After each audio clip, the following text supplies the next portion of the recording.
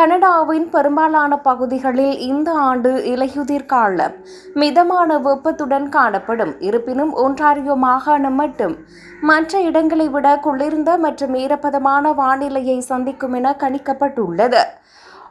Volt பார்மர்ஸ் almanac அமைப்பின் சமீபத்திய முன்னறிவிப்பின்படி இந்த தகவல் வெளியாகியுள்ளது. செப்டம்பர் மாதத்தில் ஒன்டாரியோவில் வழக்கத்தை விட குளிர் அதிகமாக இருக்கும். செப்டம்பரின் சராசரி வெப்பநிலை 15 பாகையாக இருக்கும். இது வழக்கமான அளவை விட ஒரு பங்கு குறைவாகும். அக்டோபர் மாதத்தில் வெப்பநிலை சீராகி அந்த காலத்துக்குரிய சராசரி அளவான 11 பாகையை எட்டும் என எதிர்பார்க்கப்படுகிறது.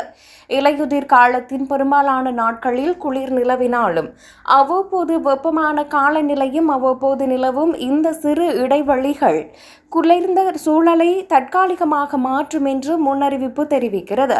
மழையை பொறுத்தவரை ஒன்டாரியோவின் கிழக்கு பகுதிகளில் வழக்கத்தை விட அதிக மழையும் மேற்கு பகுதிகளில் சற்று அதிகமான மழையும் பெய்யக்கூடும். இந்த காலகட்டத்தில் மழை மட்டுமன்றி பனிப்பொழிவு மற்றும் ஆலங்கட்டி மழைக்கும் வாய்ப்புகள் உள்ளதாக எச்சரிக்கப்பட்டுள்ளது. செப்டம்பர் மாதத்தில் ஒரு சில இடங்களில் இடியுடன் கூடிய மழை பெய்ய வாய்ப்புள்ளது. மேலும் அக்டோபர் மாதத்தின் மத்தியில் ஒன்டாரியோவின் சில பகுதிகளில் பனிப்பொழிவு ஏற்படக்கூடும் என்று கணிக்கப்பட்டுள்ளது. இலையுதிர் காலம் என்றாலும் குளிர்காலத்துக்கான அறிகுறிகள் முன்னதாகவே தென்பட தொடங்கும்.